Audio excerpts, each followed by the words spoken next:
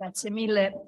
Ecco, alla fine non era programmato, ma è risultato così. Abbiamo con noi un altro illustre ospite, ecco, per concludere in bellezza. Ed è il professor Guglielmo Cevolin, professore di istituzioni di diritto pubblico all'Università di Udine, vice direttore del Master in Intelligence ICT, referente nella rete delle Università per la Pace, presidente di Historia, coordinatore dell'IMES, Club di Pordenone, Udine e Venezia e tanto altro ancora. Mi sono documentato un po', mi scuso se ho dimenticato qualcosa. Professor Cevolin, a lei questa parola conclusiva prima del dibattito. Grazie infinite per questo onore. Ricordavo proprio adesso che la prima volta che ho passato il confine con qualche aspetto diciamo di relatore è stato con il professor De Vergottini, che è il mio maestro, e con Arduino Agnelli. Io guidavo la macchina e avevo questi due passeggeri, diciamo, mi hanno portato Pisino, e poi non vorrei che siamo venuti anche forse a Fiume, non so, no, forse a Fiume no, non mi ricordo più. Fiume sono tornato altre volte con Weber, per esempio, della Will. Allora,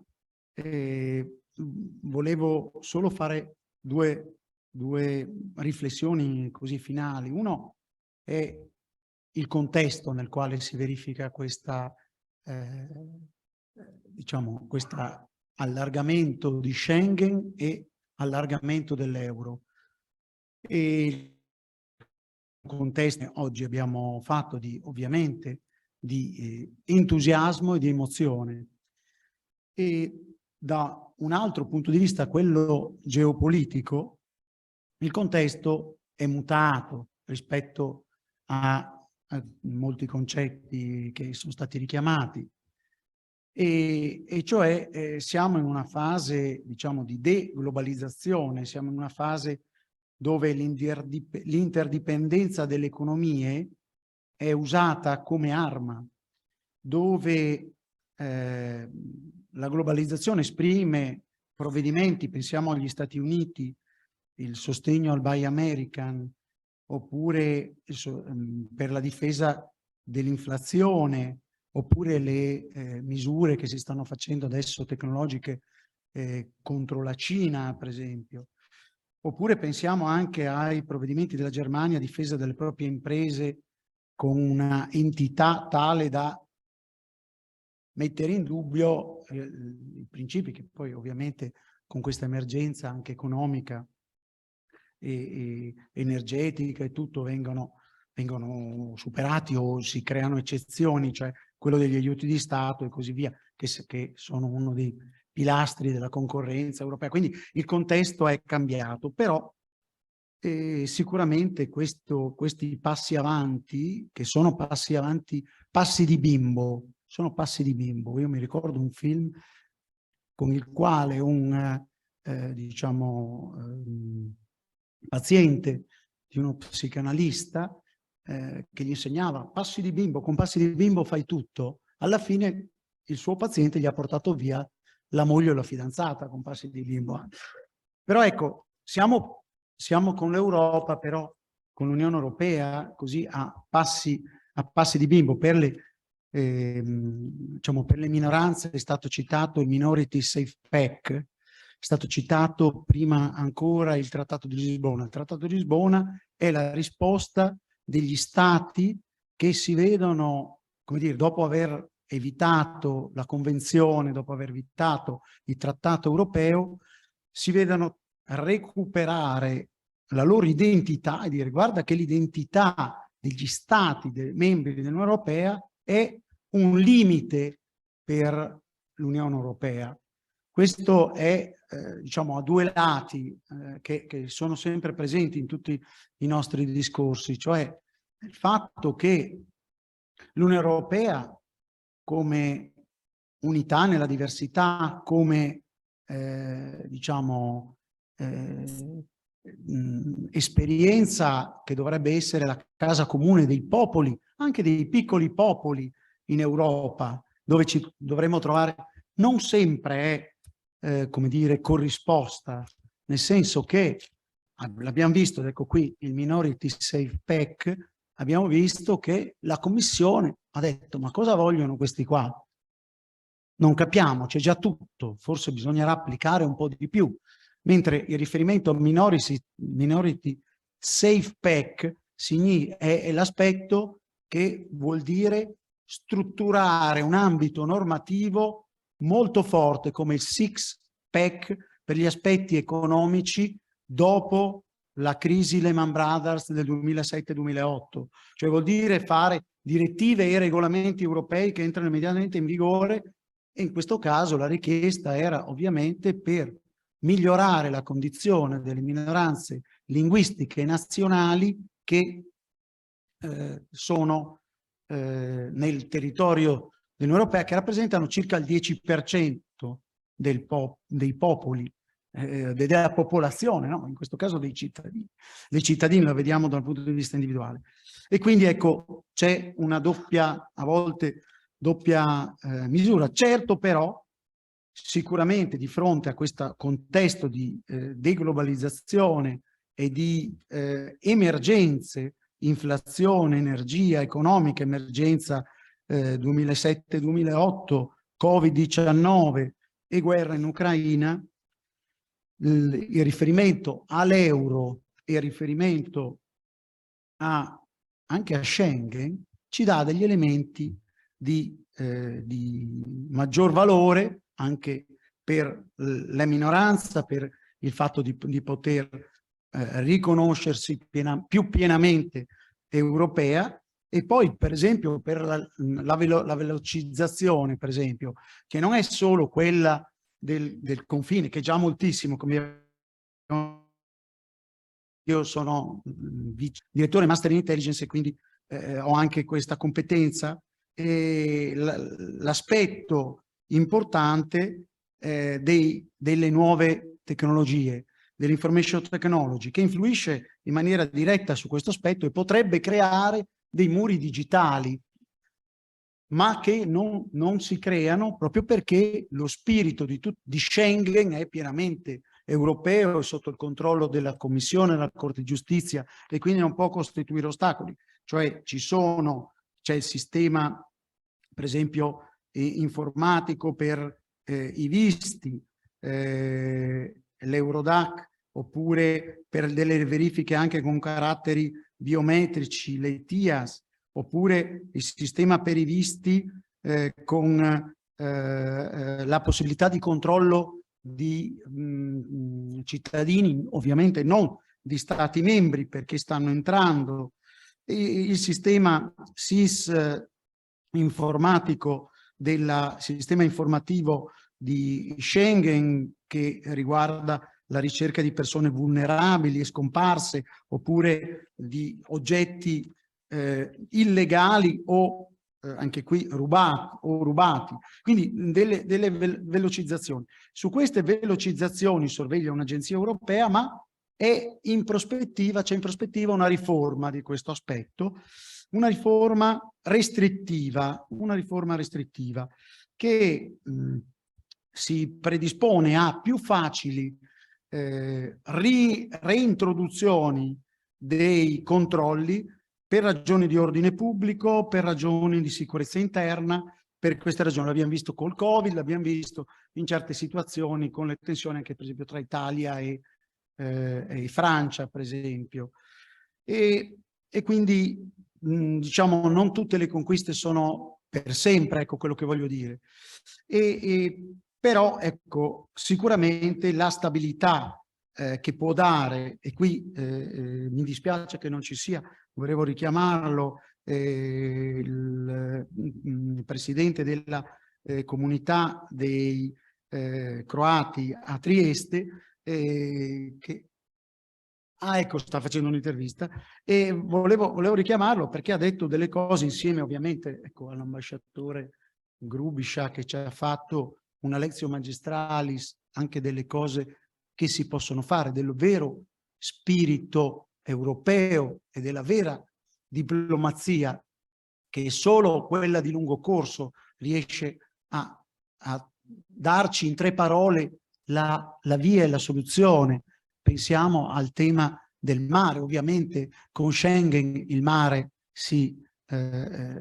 non c'è più confine, non c'è più, però c'è il problema di Pirano e qui la spiegazione che abbiamo avuto tecnica della possibilità di riconoscere ovviamente una sentenza che è stata contestata, una decisione che è stata contestata, e vabbè, però se invece viene presentata come argomento condiviso per riconoscere quel braccio allungato dall'una e dall'altra parte, ecco lo spirito europeo, ma spiegato in maniera pratica e istituzionale e della vera diplomazia. Rarissima, purtroppo, mi dispiace dirlo oggi, ho a che fare con ambasciatori per il Limes Club, eccetera, eccetera, ma i cappelli un po' grigi sono di altra classe, Ecco, però per quello che ha detto il presidente della comunità croata, dei croati a Trieste, cioè il fatto dell'identità anche come veicolo economico. Allora, cioè, dobbiamo renderci conto che non esiste una lingua universale, nessuna delle lingue che noi utilizziamo, non esiste una lingua universale. Vengo da Barcellona, alla Generalitat, è stato un festeggiamento per i 25 anni nei quali il Siemen, la Generalitat e altri organismi catalani hanno portato il Consiglio dei diritti umani delle Nazioni Unite la dichiarazione per i diritti linguistici, che è diventata una carta di lavoro. Per 25 anni hanno festeggiato. C'era una professoressa della Galizia, di sociolinguista, e che per la prima volta mi ha chiarito in una maniera tranchant proprio le cose. Quando si incontrano un cane turco, un cane tedesco, un cane francese e altri cani, parlano tra loro tranquillamente. Gli uomini no. Gli uomini sono portatori della propria identità. Qui mi è venuto in mente De Maistre che dice: non conosco l'uomo, non esiste l'uomo. Se noi prendiamo due gemelli, li mettiamo uno a pane e acqua, l'altro lo facciamo vivere in una famiglia, eccetera, eccetera, quello a pane e acqua è anche omogeneizzato e tutto quello che volete, diventa un mostro, non sa parlare, non sa chi è, e quindi ecco, questo elemento, quindi questa festa di oggi, che è una festa per tanti aspetti, la vediamo anche da questo punto di vista, cioè dal punto di vista di quei passi di bimbo che anche sugli altri versanti, diciamo che magari anche a guida dell'economia, a guida del turismo, che c'ha dietro comunque la cultura, penso, non so, ai grandi eventi, per esempio. I grandi eventi culturali, i grandi eventi non si possono che realizzare in una maniera integrata qui, perché la ricezione turistica non sarebbe sufficiente, perché le spese non ci consentirebbero di realizzare un vero grande evento se non mettendoci in comune, un grande evento culturale. Ed ecco allora che, e qui chiedo l'appoggio comunque al Dipartimento di Italianistica, quindi non esistono delle lingue universali che possono dire che l'italiano qui in Croazia è inutile, per esempio, o perché i ragionamenti che si fanno e che fanno le persone che diciamo dicono: ma a cosa insegno a un figlio una lingua che è piccola e poi sì, no, a cosa serve? Ecco allora invece che modelli di insegnamento, per esempio, modelli culturali di accoglienza fanno sì che, per esempio, si può spiegare come da un punto di vista economico, da un punto di vista culturale, per esempio, se noi andiamo come membri di minoranza linguistica o nazionale in in luoghi, e ce ne sono dappertutto in Europa, dove ci sono minoranze linguistiche nazionali, siamo accolti a braccia aperte. Non è che ci accolgono perché siamo, non so, dell'ENI o una volta della Fiat per quanto riguarda l'Italia, non so, per la Slovenia, penso alla Petro, che mi sembra potente, che addirittura abbiano detto ha acquistato un distributore croato, no? Per esempio, ecco, ma non è che ci guardano perché quello ha dietro una capacità economica, eccetera, eccetera, ma ci guardano subito, immediatamente, a braccia aperte, e lì entriamo in tutti gli aspetti. Entriamo con la cultura ad alti livelli, entriamo anche con l'economia, perché comunque abbiamo un'attenzione che avremmo solo se fossimo, diciamo, i rappresentanti di grandi multinazionali e così via. Quindi ci sono tanti strumenti anche per le nostre minoranze, e io penso qui alla minoranza italiana in Slovenia e Croazia, per cercare di attivarsi per un'agenzia sul turismo, per una banca, per qualcosa di questo tipo, con le regole banca, ecco qua, euro, e quindi vigilanza europea, eccetera, eccetera. Quindi argomenti che sembravano distanti, invece vedete che sono tutti interconnessi, in un mondo che è sempre più complesso, che vede in crisi tutto oggi, in crisi gli imperi, e guardate che l'Unione Europea non si sa cos'è da un punto di vista giuridico, perché non è né una confederazione di stati né uno Stato federale, è un qualcosa di intermedio. Quelli che il professor Rottino, che ha studiato per 10 anni queste cose qua, poi alla fine è arrivato a delle soluzioni che andavano alle leghe medievali, eccetera, eccetera. Cioè non da un punto di vista giuridico è un problemuccio l'Unione Europea, e questo non lo si può dire ai colleghi di settore scientifico disciplinare, di diritto internazionale, diritto dell'Unione Europea, come si chiama in Italia questa cattedra, perché sennò, soprattutto quelli che si fondano più sul diritto dell'Unione Europea, si mettono in difficoltà, ci dicono a noi giuspubblicisti che siamo dei maniaci, che vogliamo distinguere il sesso degli angeli,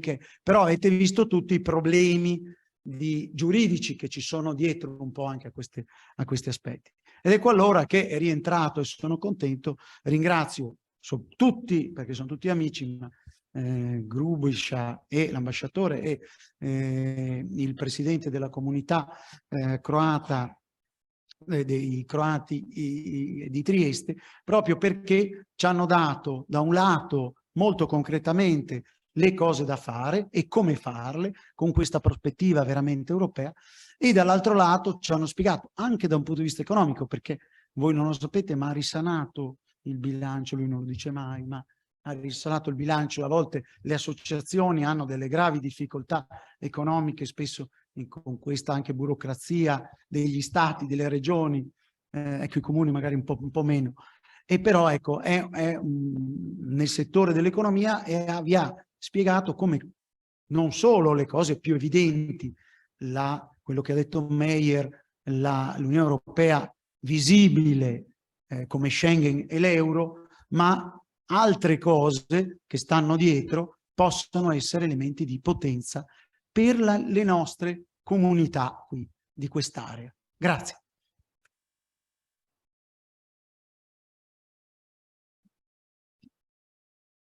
Grazie professore. Scusate, siamo giunti, ecco, praticamente alla fine. Io vorrei ringraziare tutti i relatori per i loro interventi, per le loro riflessioni. Abbiamo avuto questo incontro di esperienze, di ricordi, di forti emozioni, di realtà diverse, ma alla fine effettivamente uguali, poiché tutte europee, ed è proprio questo quello che effettivamente volevamo, auspicavamo, e alla fine ci siamo arrivati. Prima di aprire il dibattito vorrei, ecco, invitare, ecco, a unirsi qui a noi anche una delle organizzatrici, Rosanna Turcinovic Giuricin. Un grazie particolare a Rosanna e a Ezio per aver contattato tutti questi illustri ospiti, per aver realizzato questo evento, per averci creduto e averlo curato dall'inizio alla fine. Con tanto entusiasmo, tanto ottimismo, ecco, senza una minima insicurezza, ecco. Alla fine ce l'abbiamo fatta, ce l'hanno fatta ed è riuscito. Grazie tante. Soprattutto per aver avuto questa forte coscienza e anche una grande esperienza personale e professionale, che non è in tutti questi anni sempre stata molto piacevole, è stata anche molto dolorosa tante volte, per aver avuto questa forte coscienza dell'importanza di questo evento, un evento di questo tipo proprio oggi qui a Fiume in Croazia. Rosanna Turcinović-Giuricineko per concludere questo pacchetto. Grazie. Oggi è anche un grande esperimento, largo ai giovani. Abbiamo la nostra Stellina che, come vedete, ha dimostrato di essere all'altezza della situazione, lo ringrazio tantissimo. E questo è un progetto partito anche con questo spirito, perché dobbiamo aprire anche questo tipo di porte. Porte giovani che sono capaci, in grado di fare veramente delle grandi cose, dobbiamo avere più fiducia in loro. Per cui questo è il primo appello che faccio. Io sono un'istriana verace, cresciuta nello spirito fiumano. Questa mia trasversalità in un mondo di confini è una cosa che desta sospetti. Oggi anche questa mia trasversalità con la caduta dei confini diventa una ricchezza per me e per gli altri, io spero, perché se non fossi così trasversale non sarei partita a organizzare una cosa come quest'idea di Europa per tutti, che è nata durante una serata in un caldissimo luglio in un albergo tra me e Melita, ragionando appunto di ciò che siamo, ciò che vogliamo, come vogliamo crescere, che cosa potremmo fare, per una domanda che ci poniamo spesso per la nostra comunità, ed è scaturita questa idea e oggi siamo qua a realizzarla e vi ringrazio veramente di cuore. Ma l'appello che voglio fare, adesso qualcuno mi sparerà, ma io lo faccio, è questo. Perché non trasformare, mi rivolgo proprio ai rappresentanti delle comunità nazionali, perché non trasformare il 10 gennaio nella nostra giornata? Un incontro all'anno, una volta a Trieste, una volta a Udine, una volta a Capodistria, una volta a Rovigno, non importa dove, ma insieme nuovamente per capire che cosa abbiamo fatto nell'arco di un anno, per darci dei progetti, per operare insieme, perché voi sapete che insieme siamo più forti e non è soltanto un slogan vuoto, è una cosa reale. Quindi insieme per vedere che cosa possiamo fare, che cosa noi possiamo proporre all'Europa, perché l'Europa ha bisogno di noi. L'Europa non ci darà quello che noi non vogliamo, non sappiamo cosa vogliamo. L'Europa ci darà quello che noi chiederemo, per cui insieme possiamo farcela. Questa è una proposta che faccio, la proporrò al Presidente Tremol, che non so se è più in collegamento con noi, ma la proporrò al Presidente Tremol e lo proporrò anche voi, lo proporrò ai sindaci, prepariamoci insieme anche per Gorizia 2025, in modo da arrivare insieme, organizzati, uniti, per dare ancora una volta una grande proposta, un grande segnale di ciò che siamo. Ora che i confini non ci sono più, possiamo farli anche con maggior forza. Ecco, questo è il mio appello. Terza cosa, voi sapete che la nostra festa oggi continua con il concerto che sentirete al Palazzo del Governo. Ha aderito a questa nostra iniziativa un grande pianista, un pianista di fama mondiale che noi abbiamo il grande onore di avere a Fiume, si chiama Giovanni Bellucci, e stasera per noi ha scelto un programma di musiche di Franz Liszt, ma non per caso. Liszt è stato uno dei musicisti che più di altri ha girato l'Europa, avvicinandosi alle varie culture, traendo spunto dalle varie culture per produrre i suoi lavori musicali. Lui ha tratto dalle musiche popolari, da altri autori, ha fatto le famose trascrizioni, cercando di cogliere diversi spunti per trasformare la musica in qualcosa che unisse le persone, i popoli, le nazioni. Ecco, è nel nome di questo grande viaggiatore del tempo che noi abbiamo deciso di fare oggi questo concerto, che quindi non è soltanto un invito in musica, ma anche tanto e tanto di più. Quindi io ringrazio tutti quelli che vorranno essere con noi, perché sarà anche un grande segno della riuscita di questa giornata e di ciò che in questa giornata ci ha uniti. Vi ringrazio moltissimo.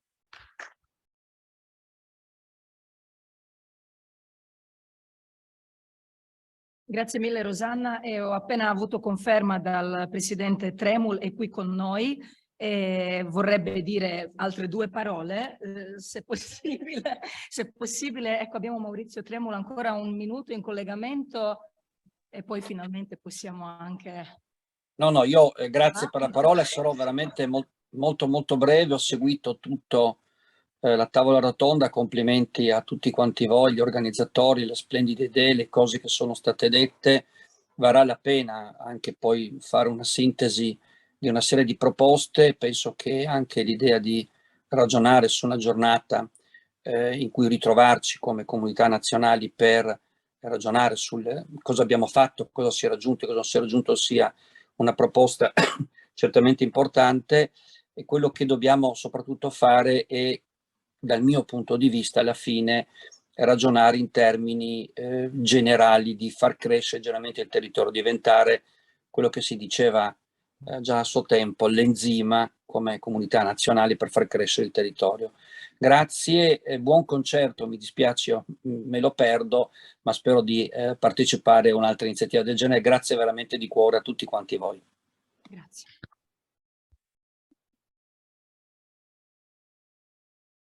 Ecco, abbiamo circa, possiamo dire, anche una quindicina di minuti.